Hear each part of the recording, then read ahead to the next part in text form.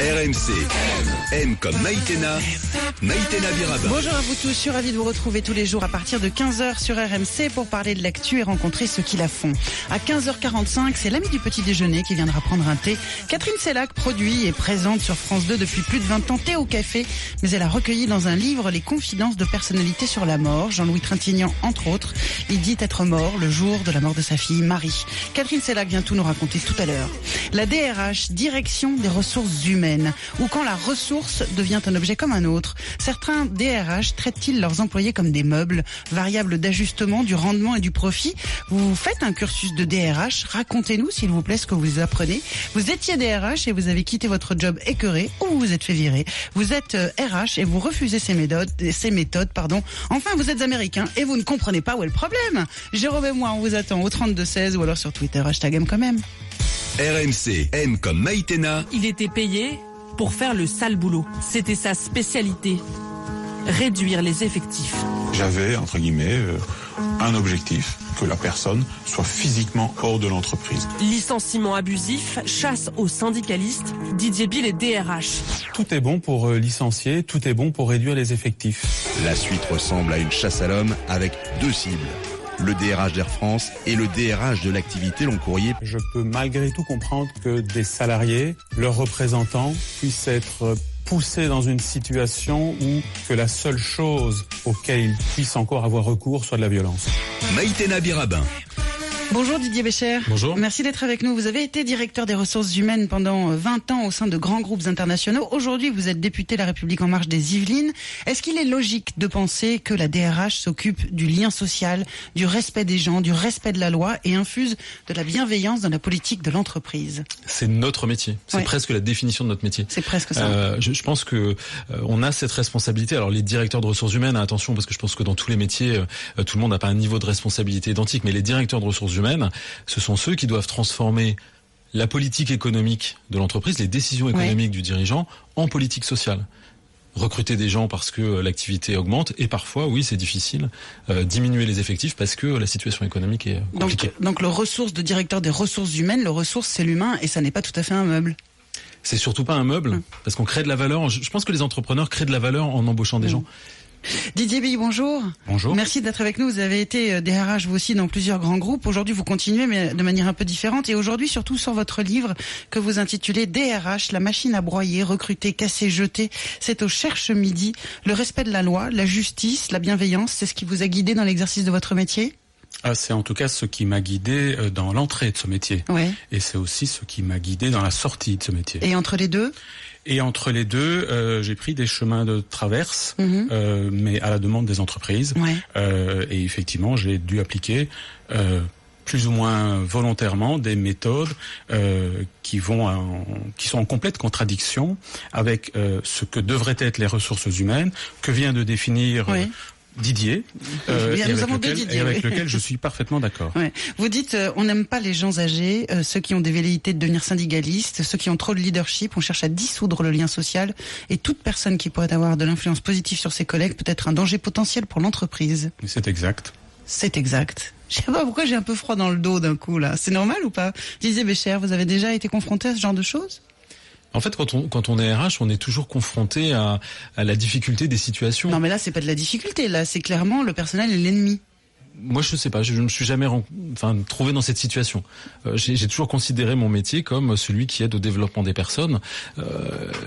Quel que soit le moment, je veux dire, ça peut être difficile, mais j'ai jamais senti qu'il y avait des ennemis tout d'un coup. Mais est-ce que cette petite musique-là, vous l'avez déjà entendue ou vous tombez de l'armoire là quand vous entendez ça? On tombe pas de l'armoire parce qu'on n'a aucune naïveté par rapport à la difficulté du monde de l'entreprise. Bien sûr, c'est pas tous les jours facile d'aller travailler et tout dépend du travail qu'on fait. Mais on est vraiment, je pense que tous les gens qui font de la RH par cœur le font pour accompagner le développement et aider les chefs d'entreprise à se repérer dans le méandre des fois compliqué des lois. Alors c'est ça, c'est aider le chef d'entreprise dans la méandre. Est-ce que parfois vous avez fait des trucs où vous étiez pas complètement d'accord? Non, sinon on s'en va. Vous étiez pas complètement à l'aise? Non, pas au point de partir, mais un peu malaise. Non. Je pense que l'éthique, en fait, c'est vraiment quelque chose. Enfin, en tout cas, c'est ma conception du métier, mais c'est le même en politique. C'est ça. Le matin, on se lève, on se regarde dans la glace. Est-ce que ce que je vais faire ce matin, est-ce que j'aimerais qu'on me le fasse? Est-ce que je le ferais comme ça si c'était moi qui étais dans la situation? Didier Bill répond clairement dans ce livre. non, clairement, vous n'aimeriez pas qu'on vous fasse ce que vous avez fait, du harcèlement moral, licenciement abusif, falsification de documents, invention de fautes, tout ça, vous l'avez pratiqué, vous et d'autres. Vous n'êtes pas le seul, Didier Bill. Je suis clairement pas le seul. Maintenant, ce livre, c'est mon expérience. Oui. Mon expérience large, la connaissance d'autres groupes que ceux dans lesquels j'ai travaillé, mais bien entendu, et j'en suis heureux, je n'ai aucun doute sur le fait qu'il y a aussi des DRH qui n'ont pas eu à travailler dans des entreprises où l'être humain n'est devenu qu'une variable d'ajustement. Donc ça n'est pas vrai dans toutes les entreprises, ça n'est évidemment pas vrai de tous les DRH. Bien entendu. Mais vous avez fait des déjeuners avec des collègues où vous échangiez vos méthodes de brutalité et de... On n'avait pas besoin de les échanger. On n'avait pas besoin de les échanger parce que je ne révèle rien de nouveau dans le livre. Pour nous aussi, je vous assure. Bon, moi, j'imaginais pas la DRH comme ça. La sous-notation forcée. Même si, bon, j'ai quelques doutes. Je parle de la sous-notation forcée. La sous-notation forcée. La première entreprise a certes fait pincer les doigts dans le pot de confiture. Oui. C'était IBM en 2002. Oui. C'est pas nouveau. Non. Les licenciements au fil de l'eau, ça n'est pas nouveau. Alors, ce que vous appelez les licenciements au fil de l'eau, on va le raconter, c'est pour ne pas faire apparaître un plan social. Plutôt que de licencier 50 ou 80 personnes d'un coup, on licencie sur plusieurs mois. Et en fait, comme ça, on déguise un plan social. C'est un plan social déguisé. Ça, vous l'avez vu déjà, Didier Bécher, ou pas? Ou vous en avez entendu parler? Je l'ai vu, j'ai entendu parler, j'ai pu pratiquer une manière maligne d'utiliser la loi parce que les lois sont compliquées. Ouais. Et si aujourd'hui je suis député, c'est pas pour rien. Ouais. Pourquoi on a adapté un certain nombre de lois et qu'on a commencé par ça dans le programme d'Emmanuel Macron, c'était aussi pour ça. C'est que il y a une vaste hypocrisie qui s'était installée. Je pense que les départs, c'est quelque chose qui est un très bon exemple. Pourquoi on ne considérerait pas qu'on peut se mettre d'accord pour faire un départ de manière collective? Voilà, donc on a fait les conventions de séparation collective pour justement fluidifier, faciliter et pour coller à la réalité de l'entreprise. Bien entendu, là ça existe tout à fait, ce que vous décrivez, et ça peut exister. On parle évidemment des cas où les gens n'ont rien demandé à personne, ils rentrent dans un bureau et 15 minutes après ils sont lourdés. C'est toujours injuste un départ. Non, mais d'être un licenciement abusif, oui, c'est très très injuste. Toujours, quelle que soit la forme du licenciement, c'est toujours injuste. Je suis jugé parti, excusez-moi. Sophie est avec nous au 32-16. Bonjour Sophie. Bonjour. Merci d'être avec nous. Vous êtes RH vous-même. Ce que vous entendez, est-ce que ça vous fait frémir, Sophie? Alors je suis d'accord avec les deux. Oui, les deux Didier. Exactement. Oui. Donc je partage la même optique. J'ai choisi aussi ce métier par l'amour entre guillemets de l'humain. Oui. Recruter, faire évoluer des personnes, les accompagner, etc. Mais d'un autre côté, on est quand même confronté à une réalité aussi économique, et aussi nous avons nous aussi en tant que RH affaire, j'ai envie de dire, à nos patrons, et nous sommes entre le marteau et l'enclume. Nous sommes parfois confrontés à des situations qui nous dépassent parfois. Oui. Et est-ce que parfois Sophie, ces situations vous amènent à faire des choses qui vous mettent mal à l'aise? Alors en fait, pour tout vous dire, à chaque fois que je suis arrivée à ce point-là, de toute façon, moi aussi j'ai besoin de me regarder le matin dans la glace, et soit je suis partie des sociétés parce que ça ne correspondait pas du tout à mes valeurs, soit malheureusement j'ai pas eu le choix.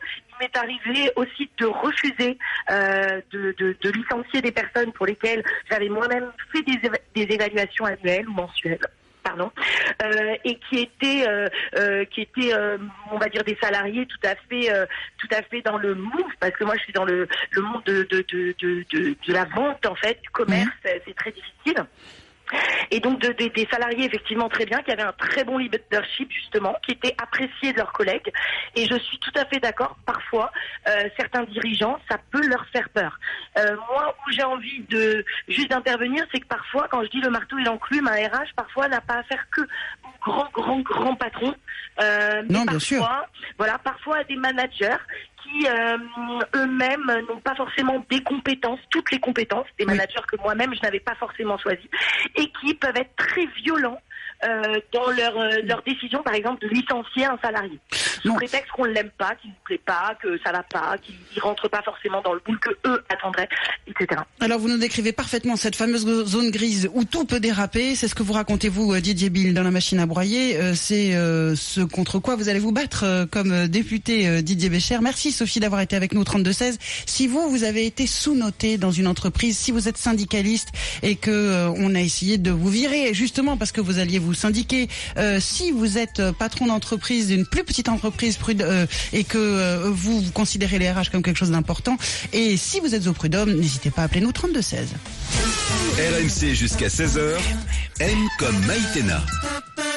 RMC, M comme Maïtena. Qu'est-ce qu'on n'aime pas dans les entreprises? On n'aime pas les gens âgés, on n'aime pas les gens qui auraient des velléités de devenir syndicalistes, on n'aime pas les gens qui ont un petit peu trop de leadership. Cet ingénieur électronique qui va être licencié parce qu'il veut devenir élu du personnel. Les rapports avec son employeur se sont dégradés après avoir pris un mandat syndical. Et dans le cas précis, effectivement, il a été licencié pour l'exemple. En 22 ans de carrière, il affirme avoir mis à la porte près de 1000 personnes. Il y a des catégories de population que l'on souhaite voir quitter l'entreprise pour les remplacer par d'autres catégories. Maïtena Birabin. Et nous parlons de la direction des ressources humaines avec Didier Bécher, qui lui-même a été directeur des ressources humaines pendant 20 ans dans des grands groupes, qui aujourd'hui est député La République En Marche. Ça tombe bien, c'est à vous de faire les lois de demain et les choix pour la société. Didier Bille est avec nous. Son livre sort aujourd'hui, DRH, la machine à broyer, aux éditions du Cherche Midi. Un livre dans lequel, Didier Bille, vous racontez les astuces qu'on s'échange entre DRH pour licencier, inventer un dossier, exagérer un fait, scénariser. Vous racontez aussi la sous-notation forcée.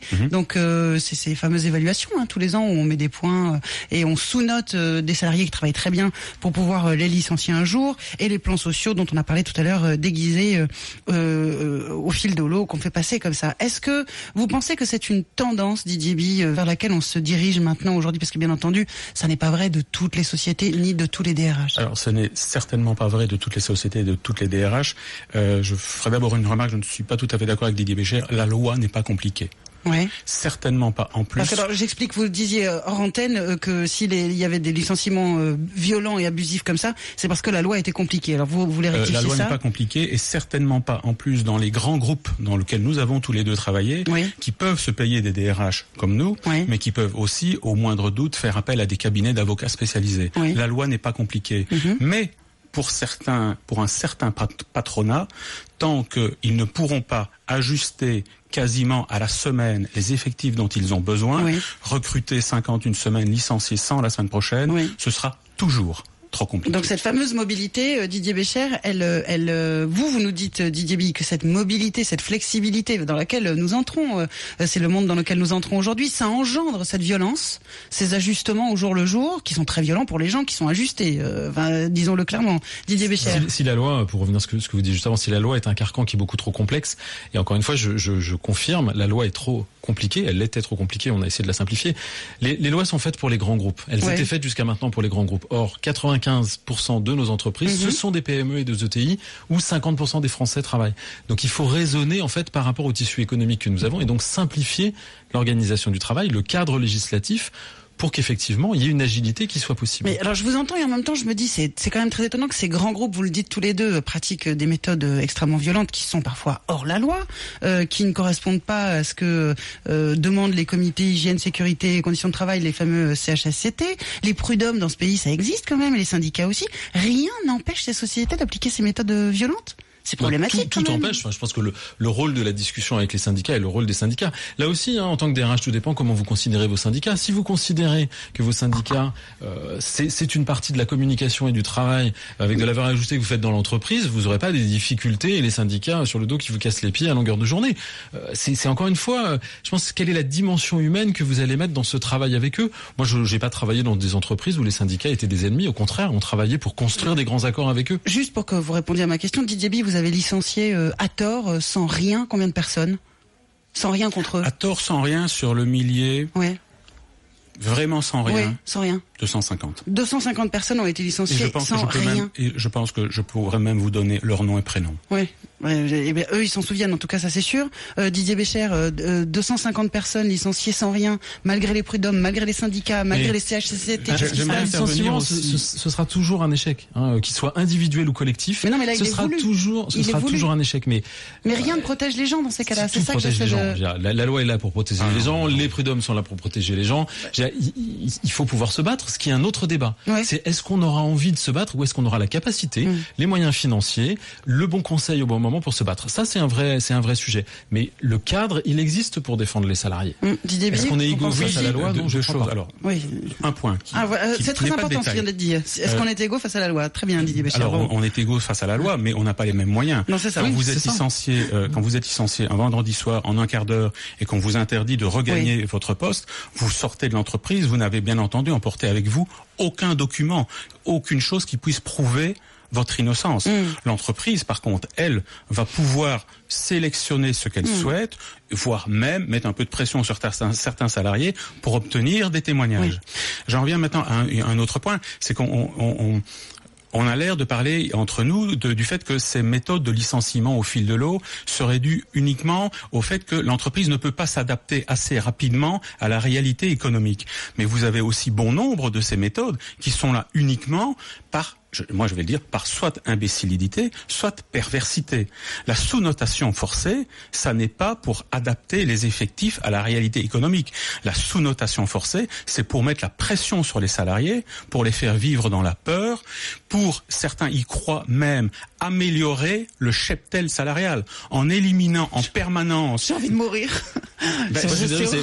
Dans une des dernières entreprises où j'ai travaillé, il y a quelques années, on avait supprimé les entretiens individuels et la notation, justement. Donc c'est vous dire ce qu'on peut penser de ce type d'outils qui sont absolument pas, avérés comme servant effectivement quelque chose. Ce qui est important, c'est le dialogue. C'est très important. L'entretien annuel, c'est pas bon. La notation, c'est pas bon. Mais non, je veux dire, ce qui compte. Non, mais il y a des tas de DRH qui vous écoutent, qui se disent, mais on nous demande de l'appliquer. Il y a plein d'entreprises aujourd'hui qui reviennent totalement en arrière sur les évaluations et sur les notations parce qu'on connaît la limite, on sait pourquoi au bout du compte certains managers vont vouloir s'en servir. Or, l'objectif d'un entretien d'évaluation, c'est le développement, ça n'est pas le licenciement. L'objectif, oui, mais la réalité, visiblement, elle est autre. Anan est avec nous au 32-16. Bonjour Anan. Bonjour. Merci d'être là. Vous avez une start-up, vous, qui travaille justement dans les ressources humaines, c'est ça Anan ? Tout à fait. Okay. Nous avons une start-up qui se concentre, elle, sur l'authenticité au sein du recrutement. Ouais, c'est-à-dire, alors racontez-nous, quelle est la question qui vous anime ? Alors, la question qui m'anime, c'est que moi, quand j'étais en poste, je me suis rendu compte que les valeurs de mon entreprise ne me correspondaient pas. Ouais. Mon associé a vécu la même chose. Lui était dans le conseil, moi dans le luxe, donc des domaines très très différents, mais le même constat. Et ce constat est partagé par énormément de personnes aujourd'hui. Donc, ce qu'on a décidé de faire, c'est de diagnostiquer l'entreprise et sa culture précisément, avant de pouvoir la mettre en relation avec les bons candidats. Ouais, c'est pas mal, cette démarche-là, elle vient des talents eux-mêmes. Et d'ailleurs, je voulais réagir, quant à ce qui a été dit il y a quelques secondes, c'est que il y a une autre tendance aujourd'hui, c'est que les talents, eux, les candidats, les employés, décident de quitter eux-mêmes l'entreprise lorsque les valeurs de celle-ci ne leur correspondent pas ou ne correspondent pas à ce qui avait été vendu au départ. Surtout s'ils ont 30 ans et pas 56 ans, par exemple. Anan, soyons clairs quand même, on va pas... Clairement. Absolument. Mais je veux demander à ces personnes, est-ce que vous retrouvez un lien justement entre à une époque l'entreprise qui elle se séparait de ses collaborateurs et aujourd'hui ces collaborateurs qui se séparent de cette entreprise. Encore une fois, c'est très générationnel. Votre question, elle est très juste, mais elle est très générationnelle. Vous travaillez avec les DRH, vous avec les RH. Est-ce que vous les trouvez solitaires ? Est-ce que parfois vous les trouvez perdus ? Et est-ce que vous trouvez que c'est compliqué ce job ? Je me rends compte, je sais qu'il y a des choses qui sont très très compliquées, c'est vrai. L'humain c'est très complexe et penser que c'est très facile à gérer, c'est pas réaliste. Par contre, c'est vrai qu'il y a des tendances aujourd'hui qu'il faut absolument comprendre et voir venir, qui nous viennent parfois de l'étranger. Mais c'est pas uniquement générationnel cet élément-là, c'est une question d'authenticité et de valeur. Si je suis dans un environnement qui ne me correspond pas ou surtout qui ne me valorise pas, je ne vois plus pourquoi j'y resterai. Et ça se partage parce que dans nos candidats, je peux vous le dire, on a une certaine partie qui est jeune diplômée, mais une grosse partie aussi de cadres expérimentés avec plus de 10 ans d'expérience. Et donc, c'est exactement le même constat. Je sais ce que ça fait de ne pas forcément être au bon endroit et de ne pas être respecté là où je suis. Et donc, je vais préférer partir et aller chercher un endroit qui me ressemble le plus. Le problème, Anan, étant quand on est au bon endroit et qu'on n'est pas respecté. Didier Bi, vous vouliez réagir à ce que disait Anan ? Oui, du monde des bisounours, je vais vous ramener à la réalité. La réalité en France, c'est qu'en décembre 2017, il y avait 6 278 000 personnes inscrites à Pôle emploi. Que l'on ne vienne pas nous faire croire aujourd'hui que les salariés qui ne sont pas bien dans l'entreprise peuvent partir comme ça. Il y a une infime minorité des salariés, une infime partie des salariés qui, par leurs compétences, par leur expérience, peuvent se permettre cela. Mais la majorité, l'immense majorité des salariés ne peuvent pas se permettre de faire la fine bouche. Est-ce que vous avez déjà vu, Didier Bécher, dans votre carrière de DRH, donc pendant 20 ans, un salarié tenir tête dans une situation où il avait raison et gagner, s'en sortir ? Est-ce que ça vous est arrivé? Bien sûr, souvent, mais la question qu'on va vous poser juste derrière, admettons que ce salarié gagne au prud'homme, éventuellement aille jusqu'à gagner sa réintégration. Aller au prud'homme, c'est déjà perdre. C'est pas une victoire, même tenir tête et gagner dans le... Renverser une situation. Oui, bien sûr, mais est-ce qu'une suspicion va pas s'installer? La question qu'il a dans sa tête, c'est toujours celle-là. Est-ce que je le fais? Est-ce que je vais pas être freiné dans ma carrière, etc. Je pense que c'est des choses qu'il faut pas faire seul. Encore une fois, il y a des partenaires sociaux, des équipes RH qui peuvent aider. Maintenant, moi, je voudrais pas qu'on donne une image de l'entreprise qui est absolument broyeuse de salariés, d'humains. Enfin, je veux dire, et que voilà, parce que le travail, c'est quand même notre quotidien à tous. Ce qu'il faut faire. Moi, je partage beaucoup. Enfin, le constat de vendredi dernier du rapport Nota et Sénart est extrêmement intéressant pour ça, parce que qu'est-ce qu'il dit ce rapport? La première chose qu'il dit, c'est qu'il dit oui, on fait le constat que la financiarisation et la pression qui est sur les entreprises, l'actionnariat, la bourse, tout simplement, fait que l'objet social de l'entreprise est passé totalement au second plan. Et donc c'est c'est tendu. Remettre et retravailler sur l'objet social en obligeant les entreprises à travailler cet objet qui sont en marche aujourd'hui et qu'on discute et qu'on va discuter au Parlement et qui remettront, je pense, le développement au cœur des problématiques des entreprises. C'est donc bien qu'il y a un problème social. On va continuer d'en parler, bien entendu. N'hésitez pas à nous appeler si vous êtes hyper content de la RH de votre entreprise et vous trouvez que vraiment le social il est là. N'hésitez pas, je sais pas qui tu es, mais appelle-moi à 32 16. RMC 15h-16h, M comme Maïtena. RMC, M comme Maïtena Birabin. Je suis avec Didier Bécher, qui a été directeur des ressources humaines pendant 20 ans, puis qui est aujourd'hui député La République En Marche des Yvelines, avec Didier Bille, qui DRH lui aussi dans plusieurs grands groupes, publie aujourd'hui aux éditions du Cherche Midi DRH, la machine à broyer, recruter, casser, jeter. Pourquoi est-ce que vous avez décidé d'écrire ce brûlot, Didier Bille? C'est un brûlot, c'est d'une violence. Ça fait froid dans le dos.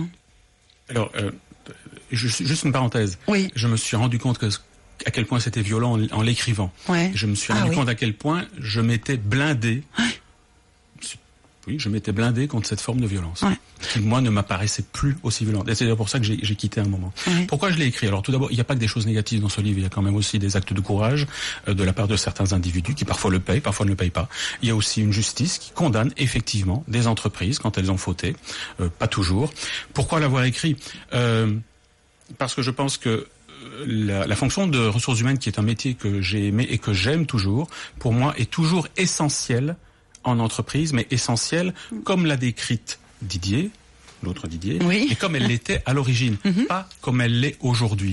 Et si aujourd'hui les ressources humaines ne se réforment pas et continuent d'être le bras armé des directions, la fonction va tout simplement disparaître. Alors vous parlez en fait d'un système qui a été inventé à la fin des années 90 par un Américain, qui est appliqué surtout dans les multinationales et pas dans les PME. Enfin, je veux dire, c'est les PME n'ont pas les moyens de mettre en pratique ce genre de choses, qui sont un gaspillage énorme d'argent. Cela, c'est pas très important, mais un gaspillage d'êtres humains. Alors, je vais revenir après sur ce que vous écrivez dans ce livre, parce que peut-être ça va se retourner contre vous, je n'en sais rien. Mais restons un moment sur le chiffre. C'est au député maintenant que je m'adresse, Didier Bécher. Il faut qu'il y ait une certaine taille dans l'entreprise pour appliquer ces méthodes extrêmement brutales. En dessous, on se connaît trop pour pouvoir laisser partir quelqu'un comme ça en un quart d'heure. C'est quelque chose de réel, ça, pour vous? Je suis pas sûr que ce soit lié à la taille, honnêtement, parce que les grands groupes vont avoir d'autres contraintes de visibilité. Vous savez, quand on est coté au SBF 120 ou au CAC 40, il y a quand même des contraintes externes aussi qui vous poussent à faire probablement attention à ce que vous faites.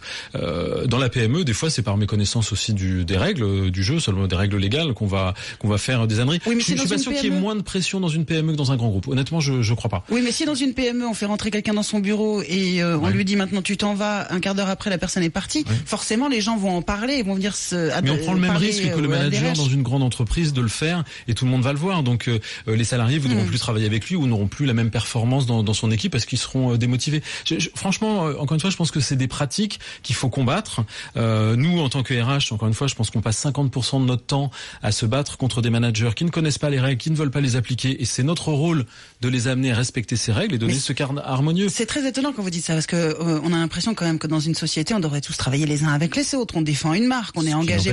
Non, mais si, là, vous travaillez contre les managers. C'est quand même extraordinaire. C'est comme quand vous êtes avec le directeur financier. Lui, il veut faire des économies, et puis vous voulez dépenser un peu d'argent. Donc, on essaye de. On peut travailler ensemble et pas contre. Didier Bécher mentionne parfois le manque de compétences des managers. C'est exact. Ce que je décris dans le livre, ce n'est pas un manque de compétences des managers. Non. Ce sont des systèmes voulus depuis le sommet de l'entreprise. Tout est théorisé, pensé, défini, arbitré, et le DRH n'a plus qu'à appliquer. Et d'ailleurs, il y a un sondage qui l'explique très clairement. 46% des DRH disent qu'ils agissent contre leur éthique et leurs valeurs. Alors, soyons méthodologiques. Pour avoir une valeur, il faudrait qu'on ait le même sondage avec les directeurs financiers, avec les directeurs marketing, etc., pour savoir si effectivement ce problème de conscience est lié à tout le monde ou si c'est propre aux ressources humaines. Mais effectivement, ce chiffre est troublant. Il vous est arrivé de refuser quelque chose, Didier Bécher ?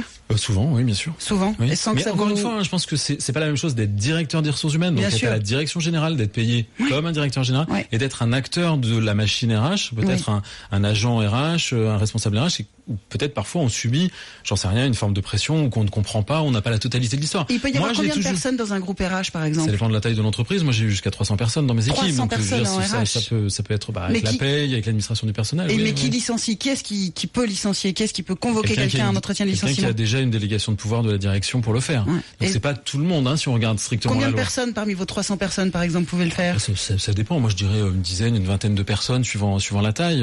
Un patron de site, par exemple, va le déléguer peut-être à son responsable RH de site. Et encore. Et vous vous auto-contrôlez, parce qu'on peut aussi à un moment perdre pied, on peut aussi faire une erreur, on peut comment ça se passe dans ce cas-là ? Les partenaires sociaux ont un rôle de régulation, l'administration, l'inspection du travail, ça existe. Alors je sais pas si elle s'occupe que des grands groupes, mais elle contrôle ce qui se passe. Quand on dit il y a des méthodes, on peut, vous savez, même si vous êtes multisite et qu'à un moment donné vous commencez à faire 250-300 licenciements, ça se voit. Alors certes, la compétence de tel ou tel... Et alors ça se voit, et alors rien. L'inspection du travail est là pour vous rappeler à l'ordre. Non. Alors pas toujours, malheureusement, l'inspection du travail n'a absolument pas les moyens de faire son boulot. Est-ce que moi je crois pas. Mais vous n'êtes pas d'accord là-dessus ? Non, parce qu'encore une fois, c'est son rôle de contrôler, de s'intéresser aux entreprises de son territoire. Après qu'il faille plus de fonctionnaires pour le faire, ça c'est un autre débat. Mais non, ils ont les moyens de savoir ce qui se passe. On leur envoie les informations. Non, ils savent. Est-ce que vous avez une idée ? D'abord, ma question sur le livre. Est-ce qu'il y a à l'intérieur est-ce que ce livre pourrait se retourner contre vous, Didier Bié ? Est-ce que des licenciements pourraient être contestés, par exemple ? On a 1 an pour contester son licenciement. Maintenant, on a 1 an. Le dernier que j'ai fait, c'est celui qui ouvre le livre, a eu lieu il y a 1 an, et la personne a signé une transaction avec l'employeur. Donc non. Il vous est arrivé de revoir des gens que vous aviez licenciés ? Oui. Et alors ? Ça se passe toujours très bien. Ah bon ? Parce que je pense qu'une des raisons pour lesquelles j'étais tellement efficace, c'est que j'arrivais à faire passer les choses. J'ai un jour demandé à un ami, je précise, c'est un ami. Je licencie des gens, parfois collectivement, parfois individuellement, et ils n'ont pas du tout l'air de m'en vouloir. Et je lui ai dit, je me demande si c'est parce que je suis un brave gars ou si parce que je suis un salaud. Ce que vous décrivez, c'est plutôt un salaud qu'un brave gars, clairement. Et mon ami m'a dit probablement un peu des deux. Ouais.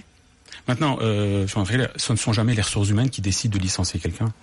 Elles ont instruction de licencier. Ouais. Ce qui fait que la recherche de la vérité ne les intéresse pas.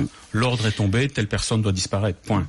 Est-ce que la réforme du travail va dans le bon sens, à votre avis, pour aider les entreprises à être plus souples et donc plus humaines, plus sociales avec leurs employés? Voilà, c'est ça le mot. Alors, je pense que la réforme du travail va dans le bon sens pour donner plus de souplesse aux entreprises. Ensuite, est-ce que cette souplesse, alors vous appelez souplesse, un autre terme pour qualifier exactement la même chose, ce sera flexibilité ou précarité. Est-ce que cela permettra de générer plus d'emplois ?